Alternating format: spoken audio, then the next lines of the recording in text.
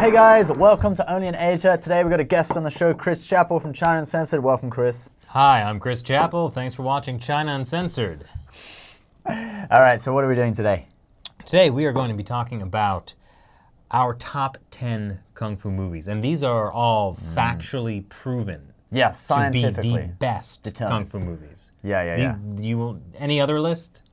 They're not as good. Yeah, these are the official top 10. It's like wine tasting. It's very accurate and scientific. Yes.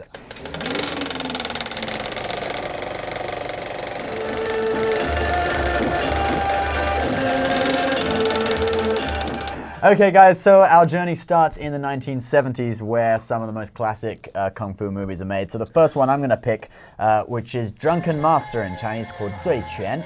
You've seen this movie, right? Oh yeah, that was one of the first I ever saw. Okay, well that's awesome. Yeah, me too. So this movie, it features Jackie Chan in his early days when he was still up and coming. And it also features Yuan Xiutian, who is Yuan Wuping's father. So you may have seen The Matrix and a lot of other Kung Fu movies. Yuan Wuping did the martial arts choreography for a lot of movies. The old guy in Drunken Master? That's his father. Oh, that was the guy's father. Yeah. So that's Yuan Wuping's father. Oh. Yeah. And this is one of his last movies in the late 70s. I think it was 1977, before he sadly passed away at the end of the 1970s.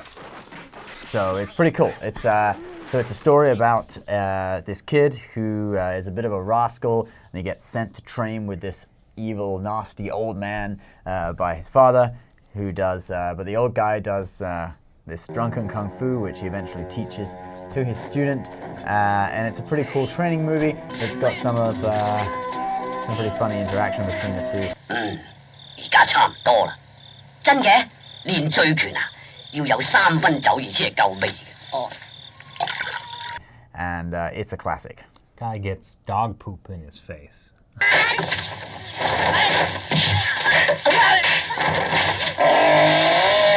餓狗搶屎，哼，差啲。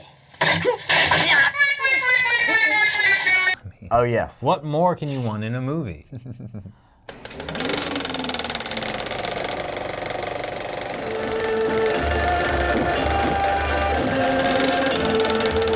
Tell us about Shaolin VS Lama. So everyone knows that Buddhist Tibetan lamas and Buddhist Shaolin monks are enemies. Shaolin monks and lamas are both Buddhists.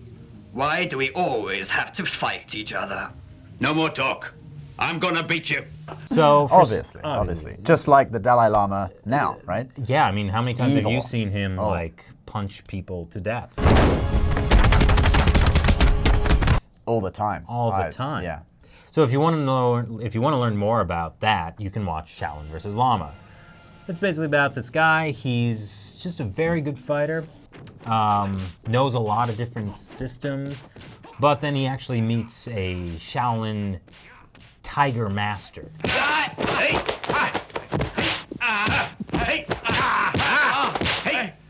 He hasn't been teaching anyone in years because he once taught a student whom he really loved, but it turns out that guy was actually like the son or a disciple or whatever of a Tibetan Lama whom the Shaolin Master had killed, and so this guy went to the Shaolin Temple to steal the secret sauce, and then... The secret sauce? The secret sauce of like how to be really good at Kung Fu. Oh, okay.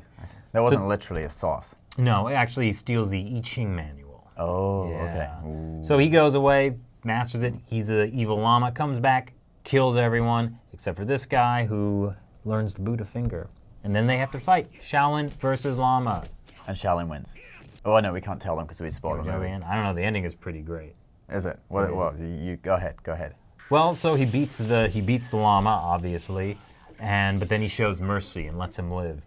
And so the Lama is like, I can't handle this, and he like iron palms himself in the forehead, cracking his skull so he dies, but as he dies he says, I am the devil. I must die to prove that Buddha exists. Wow. We don't kill. That is our rule. You may go now.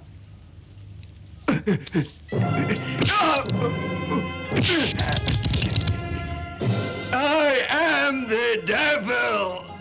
I must die to prove that Buddha exists. You know, so I base my understanding of Tibetan Buddhism entirely around this movie.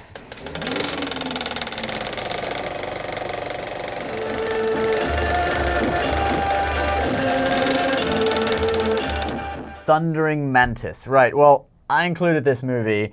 I actually had this movie on VHS, and I included this movie basically because of its final scene. It's called Thundering Mantis for a reason.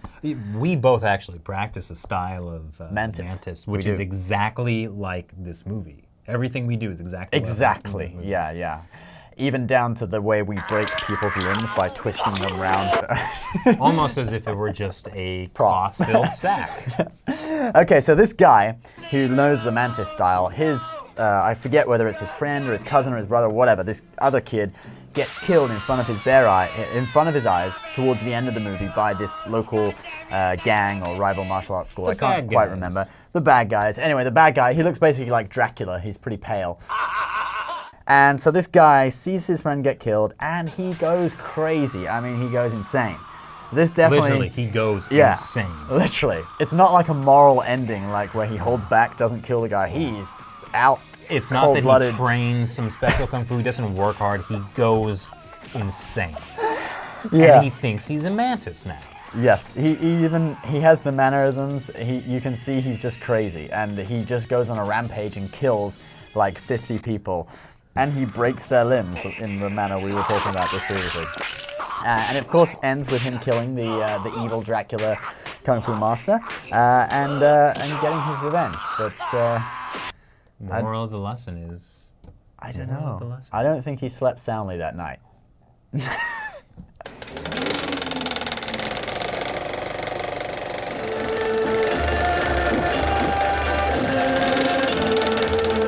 One of the interesting things about this movie is one of the main characters is played by Lau Kar-leung.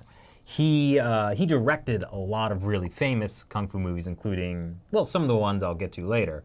But so this is one of the few movies that he's actually in as well. And you just see crazy monkey-style kung fu throughout all of this. It's incredibly acrobatic system that they practice in it, and you see some Peking opera scenes in this, don't you? Isn't that this one? Yeah. I mean, there's a whole tradition of people who have studied monkey-style kung fu playing Sun Wukong, the Monkey King, in Peking operas, and so basically, it's about this monkey kung fu master who likes to drink. The bad guy basically tricks him into thinking he raped his wife. And so the only solution to that is if the bad guy gets to break his hands. And this was really because he was jealous of his kung fu, and so he wanted to wipe out his kung fu. Anyways, then there's this other kid that gets bullied. And I remember, I've seen it. He trains him, doesn't he? He can't do kung fu himself, so he trains another guy. Yeah. And then that guy avenges. And that guy ultimately avenges. Uncovers that the other guy actually... Because he didn't rape the guy's wife, did he? Yeah, he got drunk and made him think that he did or something. Yeah, he passed out, and then they put him in the bed with the guy's wife, and then when he woke up, they were like, "Oh, how dare you!"